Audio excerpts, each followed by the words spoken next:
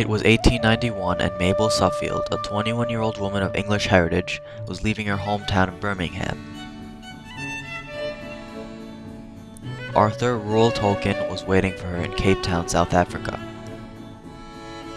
A few months later they were married, and on January 3, 1892, they gave birth to John Ronald Reuel Tolkien. Even at a very young age, an inspiration for his future works is slightly evident.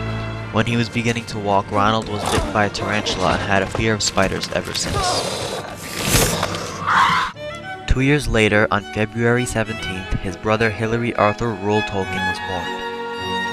In April of 1895, Mabel and the two boys left Africa due to the negative health effects of the climate, and arrived in Birmingham, England to stay with her family.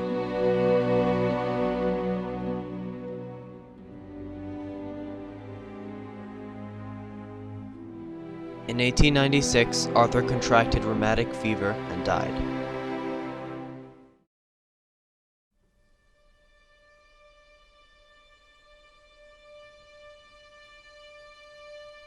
Two years later, Mabel and the two boys moved into a house in the countryside south of Birmingham in a town called Sarehole. Many real locations in Sarehole provided inspiration for places in The Hobbit such as Bag End and Hob Lane. Mabel began homeschooling both Ronald and Hilary. She taught them reading and writing in English, French, and Latin, Ronald's favorite language at the time. Ronald also recalls his hobbit-esque relationship with his brother and the fun times they had in Sarehole picking mushrooms and flowers from a farmer's yard. Don't you lose him, Samwise Gamgee. No, I don't mean to. We spent lovely summers just picking flowers and trespassing. We had to go through the White Ogre's land, and he didn't like us very much because the path was narrow through his field, and we traipsed off after corncockles and other pretty things. My mother got us lunch to have in this lovely place, but when she arrived, she made a deep voice and we both ran.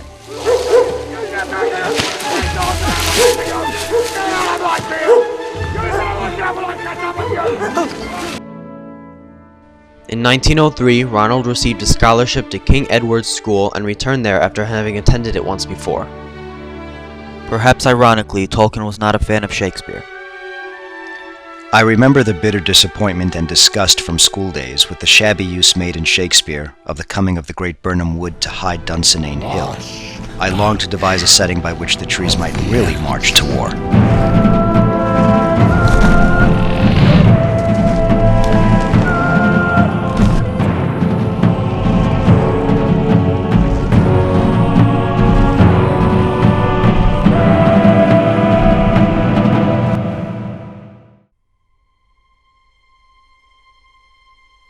On November 14, 1904, Mabel Tolkien died, leaving Ronald and Hilary orphaned. The Birmingham Oratory and St. Philip's Grammar School was close by, so the two boys were then cared for by Father Francis Xavier Morgan. It was also here that Tolkien saw Father Francis smoking a pipe, and he attributed this later to his own enjoyment of the pipe and to his characters.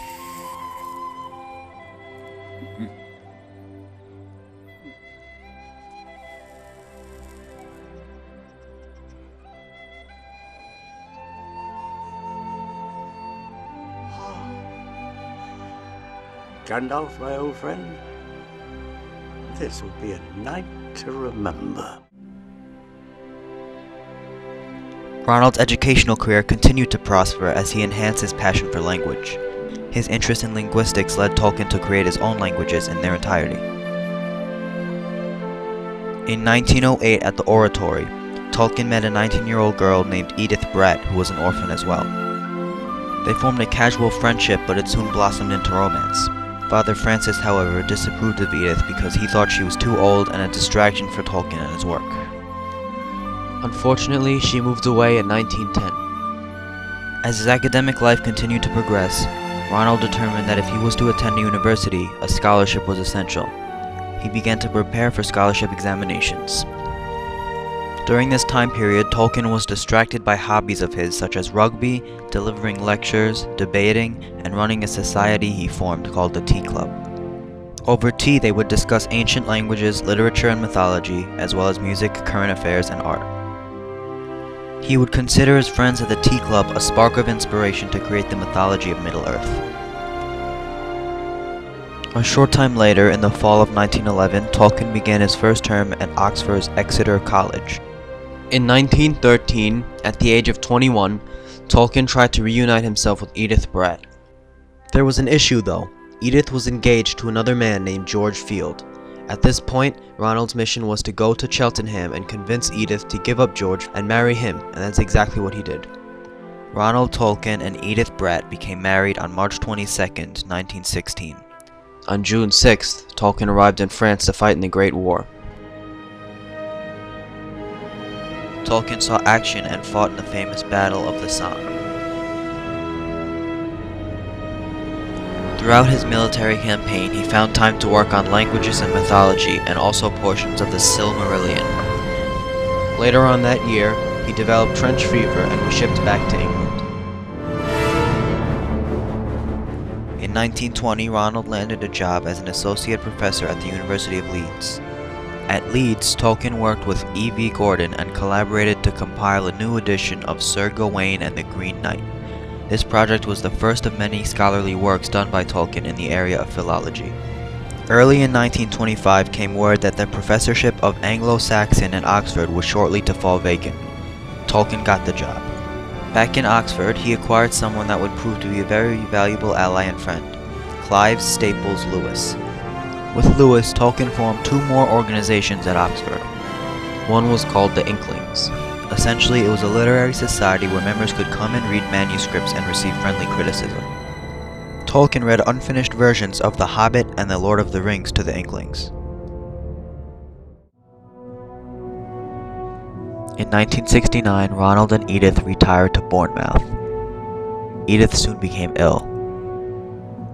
On November 22, 1971, Edith Tolkien passed away. Ronald simply continued working in Middle-earth for the rest of his life. On September 2, 1973, John Ronald Reuel Tolkien died at 81 years of age. Tolkien is a literary icon and shall never be forgotten. He led an inspiring and successful life and gave the world some of the best literature of all time.